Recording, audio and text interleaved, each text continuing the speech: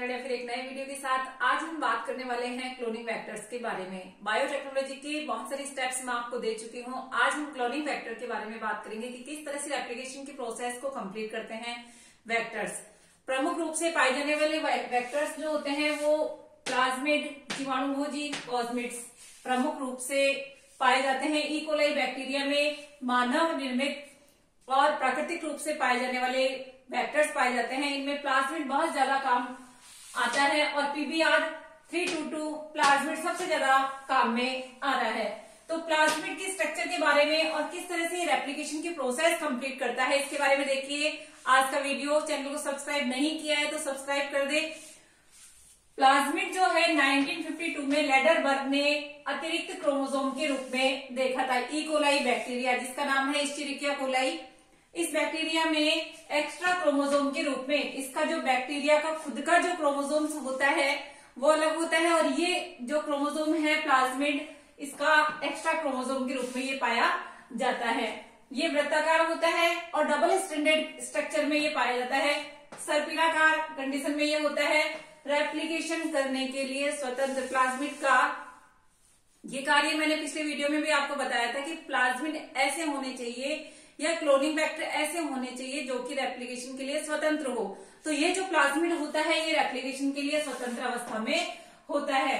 ध्यान रखिए प्लाज्मिड एक एक्स्ट्रा क्रोमोसोम होता है तो किसी भी बैक्टीरिया की ग्रोथ के लिए या उसको जीवित रहने के लिए ये प्लाज्मिड आवश्यक नहीं होते हैं। कहने का मतलब है कि यदि ये प्लाज्मिड बैक्टीरिया में नहीं हो तो भी जो है बैक्टीरिया वृद्धि कर सकता है और जीवित रह सकता है। इसमें स्पेसिफिक रेस्ट्रिक्शन साइट्स होती हैं। रेस्ट्रिक्शन साइट्स का मतलब होता है जहां रेस्ट्रिक्शन एंजाइम्स जो है इस डीएनए खंड को काटते हैं और वांछित डीएनए को हम लाइगेशन के द्वारा जोड़ सकते हैं। तो ये रेस्ट्रिक्शन साइट्स होती हैं। 3 से 1000 तक प्लाज्मिड में जीन हो सकती है। ध्यान रखिएगा इस मार्कर जीन्स भी होती है और ये मार्कर साइट्स प्लाज्मिड में पाई जाती है। मार्कर साइट्स क्या कार्य करती है? अवांछित प्रोडक्ट यदि रेप्लिकेशन की प्रक्रिया में बन जाते हैं तो उन अवांछित प्रोडक्ट्स को और जो रिकॉम्बिनेंट डीएनए खंड आपने बनाया है, रिकॉम्बिनेंट जीन आपने डाला है, प्रोसेस करी है, उसमें उसको चयन करने के लिए ये मार्कर जीन आवश्यक होती है। तो मार्कर साइट्स भी होती है। ध्यान दीजिए कि ये प्रोसेस कैसे होती है, किस तरह से रेप्लिकेशन की प्रक्रिया में प्लाज्मिड सहायक होता है, कैसे जो है बहुत सारी प्रतियां बनाता है, किस तरह से हम वांछित या विजातीय डीएनए को इसमें लाइगेशन के द्वारा डालते हैं। देखिए ये जो स्ट्रक्चर है ये है प्लाज्मिड की।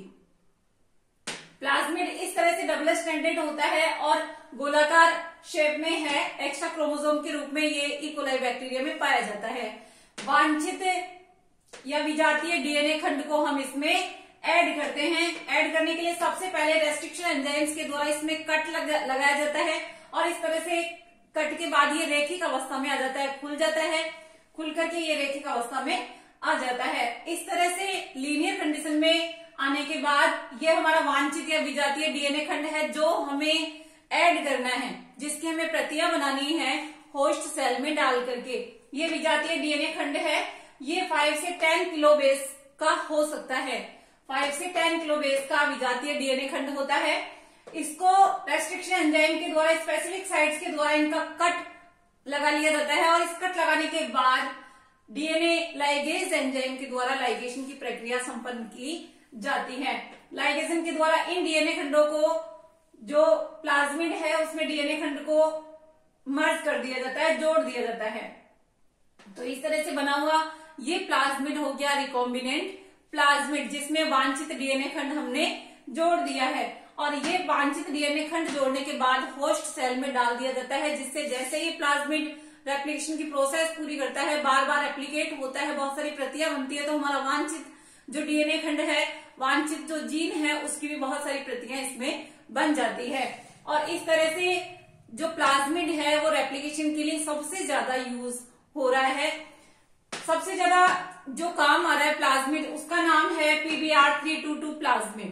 PBR 322 plasmid. इसके अंदर 2 जो है स्पेसिफिक साइट्स होती है जिसको हम कहते हैं टेट्रासाइक्लिन और एम्पिसिलिन प्रतिरोधी रेजिस्टेंट साइट्स होती है। ये मार्कर साइट्स होती है। ये मार्कर साइट्स होती है जिसके बीच में डीएनए खंड को हम ऐड करते हैं। ये जो है मार्कर साइट्स, जहां दो मार्कर साइट्स है, इन दोनों मार्कर साइट्स के बीच में हम वांछित डीएनए को ऐड करते हैं, जोड़ते हैं। इस PBR322 में 12 रेस्ट्रिक्शन एंजाइम्स के लिए रिकॉग्निशन साइट्स होती हैं। 12 रेस्ट्रिक्शन एंजाइम्स के लिए रिकॉग्निशन यानी जो है अभिज्ञान स्थल होते हैं, जहां उसकी पहचान, आइडेंटिफिकेशन हो जाता है और जो है वांछित डीएनए खंड को हम जोड़ सकते हैं।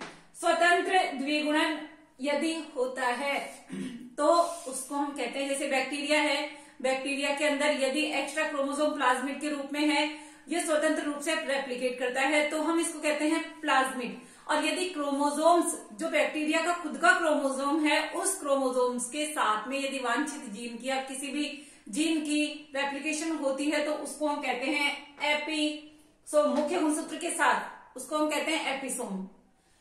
स्वतंत्र रूप से द्विगुणन होता है तो प्लाज्मिड, और मुख्य गुणसूत्र के साथ यदि रेप्लिकेशन होता है तो एपिसोम।